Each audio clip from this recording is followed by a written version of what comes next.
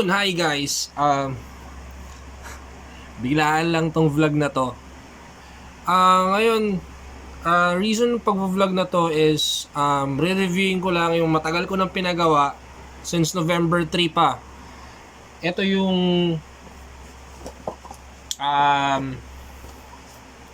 in-unbox ko na kasi siya. Matagal ko nang in-unbox.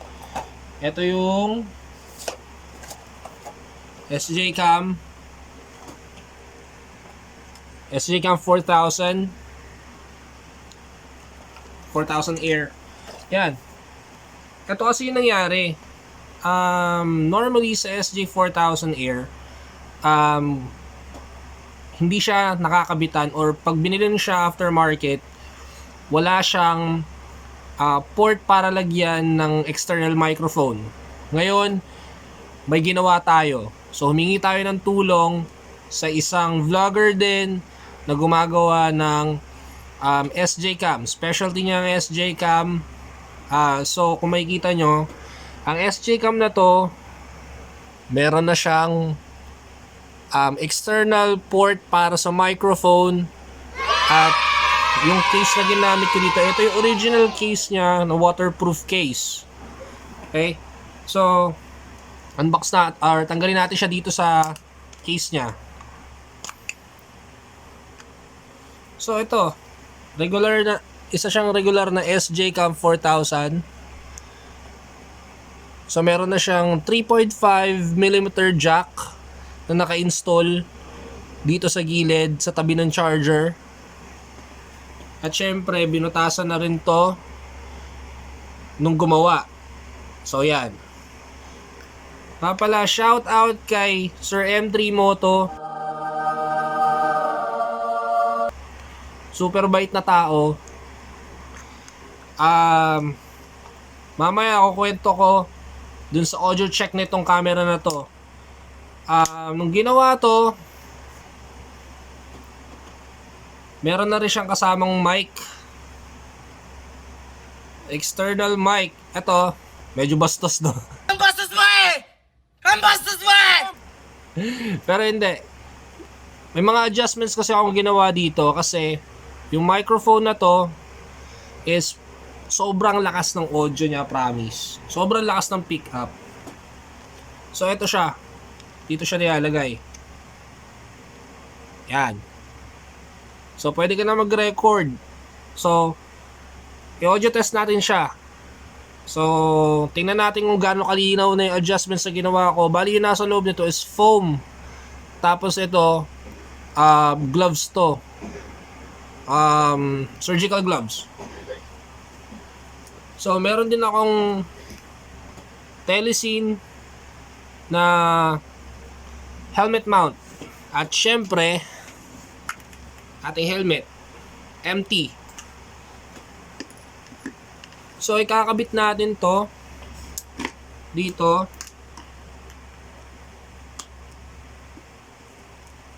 Actually hindi talaga to para dito eh, pero kasi nahaharangan niya tong cover na to. So hindi ko alam kung sira na. So ito na, kakabit muna natin to.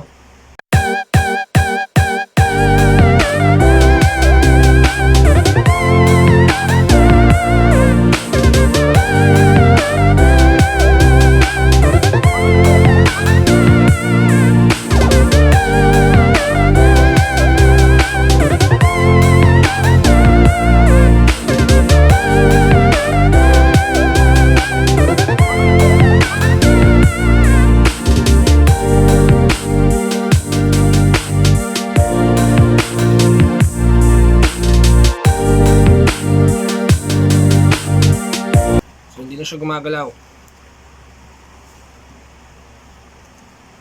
So dito na siya ngayon. So meron ka na nakamount na camera sa helmet mo. Yan. Pero tatanggalin muna natin.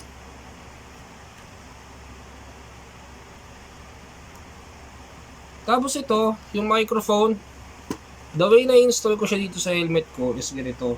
Sorry, kabit ulit natin. Yan. Kakabit ko to. Pa-plug ko siya.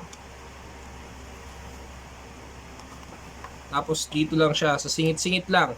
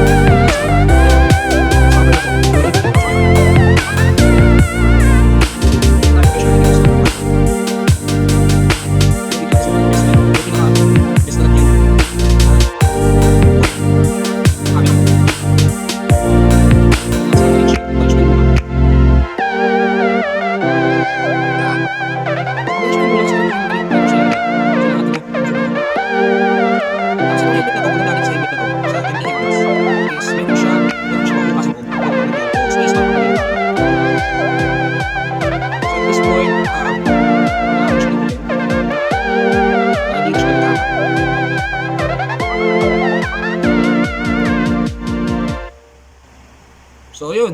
Maiksi na siya. Ngayon, preferred ko siya ilagay dito sa malapit sa bibig. Yan.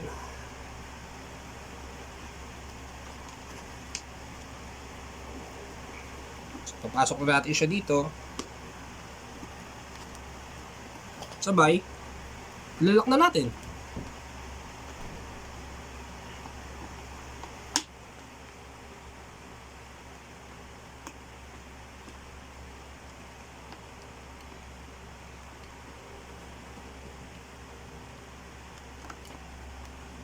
Isang clip na lang. Yun. So yun na. Meron na tayong Sjcam 4000 na meron external mic at may microphone na rin na nasa loob ng helmet na to. So pwede tayo mag-vlog. Dire-diretso na to. Makikita nyo yung mga rides natin. So sound check naman tayo. Audio test. Let's go.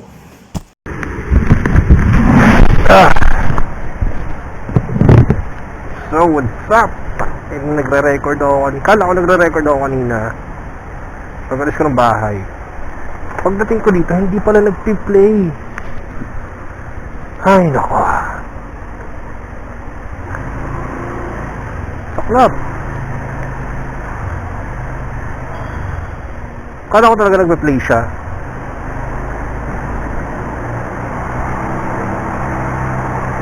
So ayun na nga, parte ito ng audio test natin dito sa Sjcam 4000 Air. Bayad muna tayo parking.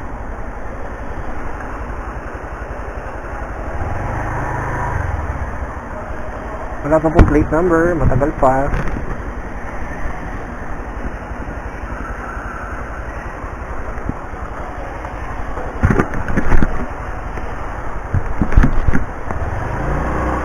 Go! Punta ako ng Evergutesco Commonwealth.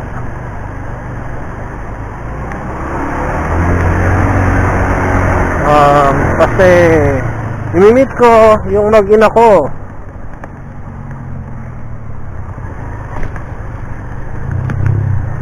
So yun, again, kaya nasabi ko kanina, part pa rin to ng audio test natin sa ginawa ni M3.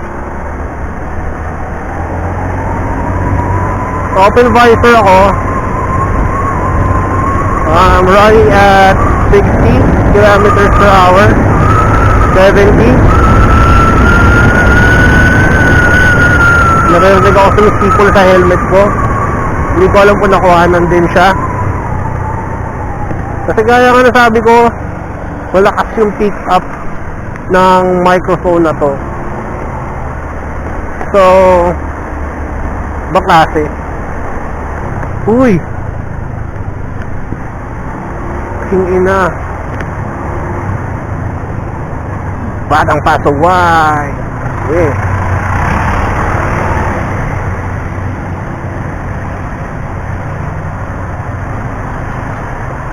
So ito yung pinakaunang vlog ko, no, na highlight ko dito, Sjcam SJ4000.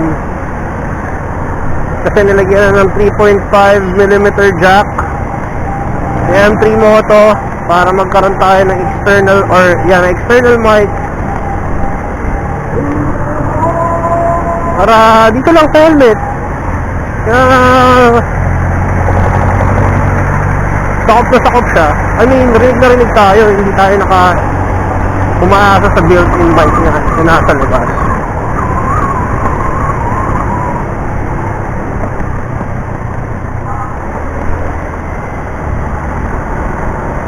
So, katanghalian. Close visor. Hindi ko alam kung may pagkakaiba. Kasi alam ko pag naka-close visor, wala nang sipol.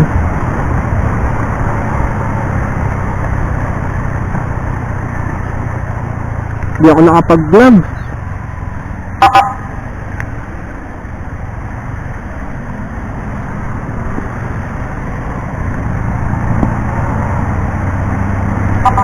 Kala ko, huli na naman ako, ambulansya pala. So, ano man ako ginagawang masama.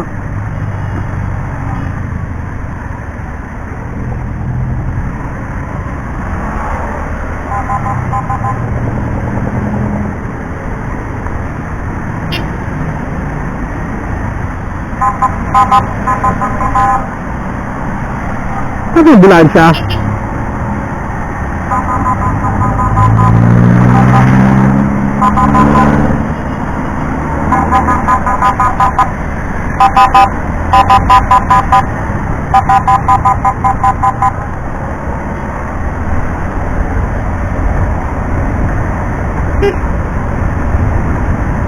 Nung pangit yung pagkakapwesto ng busina ko Ba't dalawa to?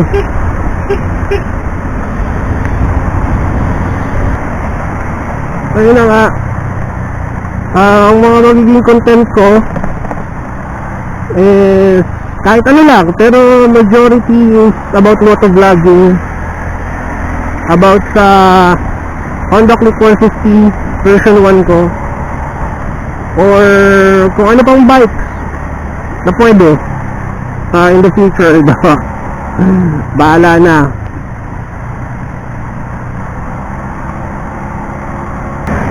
So, sa mga panood ng vlog ko guys, yung video na to,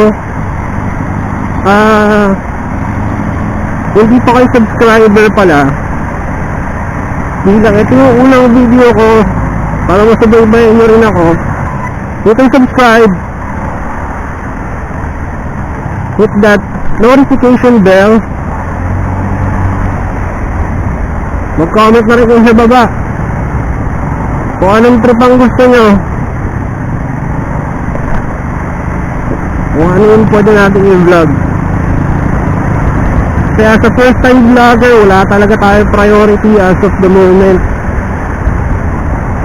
Pero most likely, ito, sa Honda Click ko lang.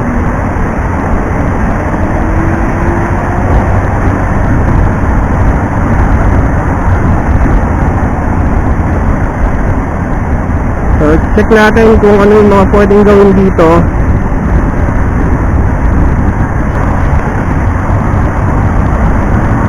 Makakainis talaga sa yung mga pagsasalita ko kanina. Magsimula Commonwealth, magsimula sa amin hanggang Vertis North parking lot. Akala ako nagre-record. Kung sa amin sound check pero eto na. Ito na yung audio test natin.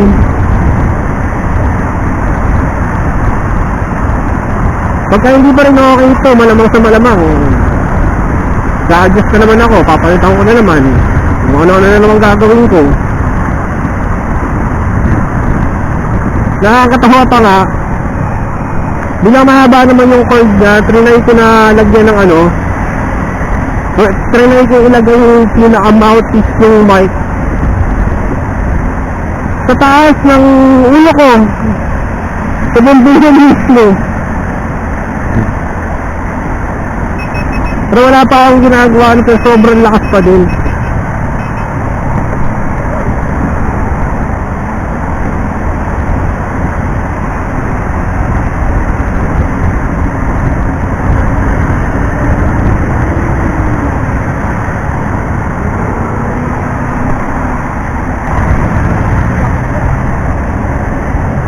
Tagal ko na po nagawa ito.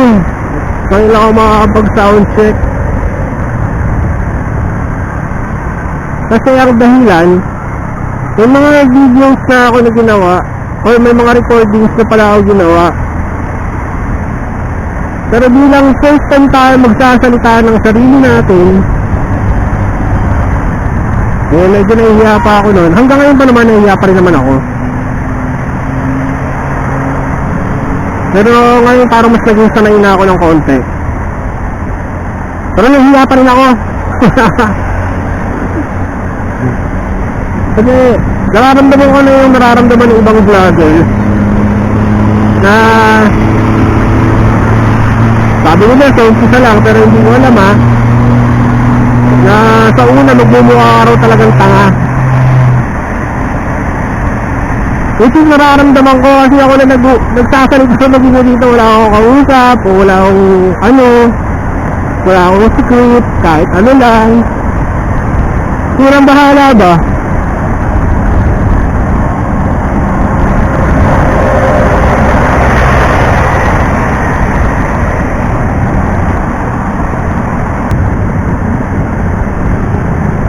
Commonwealth Avenue, magsimula ginawa yung ano ba tayo, MRT o LRT. Taga dito ako pero hindi ko alam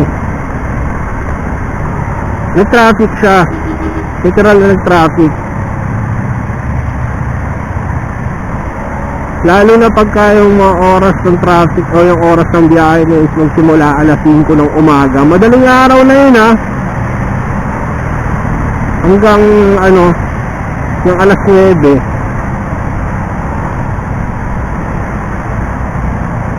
Balik muna tayo dito, Don Antonio. Naghahanap pa ako ng parking. So may parking naman doon, pero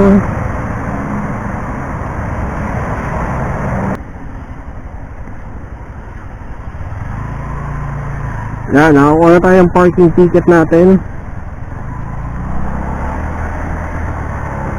So sana nagustuhan nyo itong video na to, yung audio test natin sa Sjcam SJ4000 na minodify ni M3MOTO. Salamat pa rin sa iyo, sir.